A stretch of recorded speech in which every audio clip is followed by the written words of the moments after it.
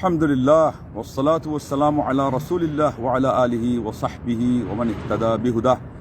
সম্মানিত দর্শক শ্রোতা, দোয়া এবং জিকির একজন মুমিন ব্যক্তির জীবনে সর্বাপেক্ষা বড় হাতিয়ার, সর্বাপেক্ষা সুবন্দোবস্ত সুরক্ষার জন্য আল্লাহ রাব্বুল আলামিনের মধ্যে এত শক্তি রেখেছেন, কারণ এটা আল্লাহর কাছ থেকে সাহায্য চাওয়া।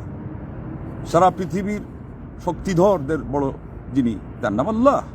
সব কিছু তার হাতে, জয় পরাজয় তার ফয়সালায়।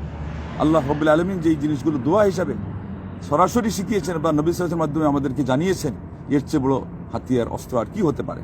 আতাহজাউ বিদ-দুআ ওয়া তাজদারি ওয়া মা তাদরি মা ফাআলা আদ-দুআ সিহামুল লাইলি লা তুখতি ওয়ালাকিন লাহা আমাদুন ওয়ালিল আমাদিন ফিদাউ। এটা হলো তার খুলাসা, হলো যে এটা হলো রাতের আধারে আপনি হয়তো ছুঁড়ে মারেন, সেখানে গিয়ে বিদ্ধ হয়ে যায়, টার্গেটে সরাসরি হিট করে ফেল হয় না কেন? এটার তো মূল দায়িত্বশীল আল্লাহ, এবং দোয়া করছেন কার কাছে? আল্লাহর কাছে।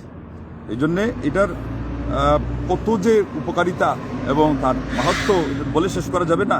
আজকে খালি একটি দোয়ার সাথে সংশ্লিষ্ট দুইটি ব্যাকগ্রাউন্ড সহ আপনাদেরকে এই কথাটা বলবো, তাতে আপনি বুঝবেন যে তার মাহাত্ম্য কত।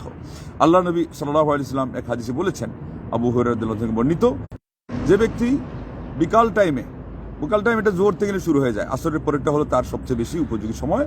আউযু বিকালিমাতিল্লাহি তাম্মাতি মিন শাররি মা খালাক, এটা 3 বার বলবে। লাম তাদুররুহু হুমা তিলকাল লাইলা, এই রাত্রে তাকে কোনো ধরনের বিষ ক্রিয়া হবে না, এমনকি কোনো বিচ্ছু, কেউ যদি সাপ হোক বিচ্ছু হোক তাকে ধ্বংসন করে, এটা ক্রিয়াশীল হবে না। এর ভিতরে সব শামিল। বিষ থেকে নিয়ে কেউ বিষ পান করে আদৌ, তাও লাভ হবে না, কোনো কাজ হবে না, এত বেশি সুরক্ষা দান হবে। এখন হয়েছে কি, হাদিসের বর্ণনাকারী একজন বলতেছেন যে আমরা এটা শিখলাম এবং সবসময় আমরা পড়তাম প্রত্যেক রাত্রিতে। এমন অবস্থায় আমাদের একটা পরিবারের একটা ছোট বাচ্চাকে ধ্বংসন করলো, কিন্তু সে সামান্যতম ব্যথা অনুভব করলো না। আল্লাহু আকবার। ধ্বংসনটা করছে তাহলে নিশ্চয়ই একটা বিষাক্ত জিনিস। লা ইলাহা ইল্লাল্লাহ। লুদিগাত, ধ্বংসন, সাপ হোক বিচ্ছু হোক। মুসলিমের 2709 হুকু, ওই মুসলিমের 2709-তে আসছে, এক ব্যক্তি এসে আল্লাহ নবী সাল্লাল্লাহু আলাইহি ওয়াসাল্লাম বললো যে আমাকে তো একটা এই বিচ্ছু ধ্বংসন করেছে। আল্লাহ নবী সাল্লাল্লাহু আলাইহি ওয়াসাল্লাম বললেন, তুমি যদি এই দোয়াটা পড়তে তাহলে পরে তোমাকে এটা কোনোই ক্ষতি করতো না। তাহলে দোয়া না পড়ার কারণে উনি ক্ষতিগ্রস্ত হলেন, বিষটা ক্রিয়াশীল হয়ে গেল। আর দোয়া পড়ার কারণে হইল কি, ওই ফ্যামিলির একটা বাচ্চা, হয়তো বা নাতি। তাহলে প্রথমটা মুসলিমে আসছে, দ্বিতীয়টাও মুসলিমে একই সিরিয়ালে আসছে।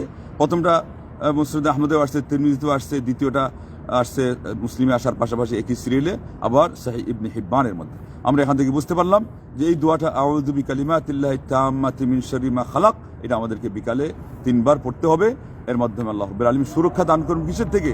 যত কঠিন থেকে কঠিন বিষাক্ত বিষধর সাপ হোক, বিচ্ছু কামড় দিক, অথবা কেউ বিষ যদি আপনাকে খাইয়েও দেয়, কোনো ক্রিয়াশীল এখানে হবে না।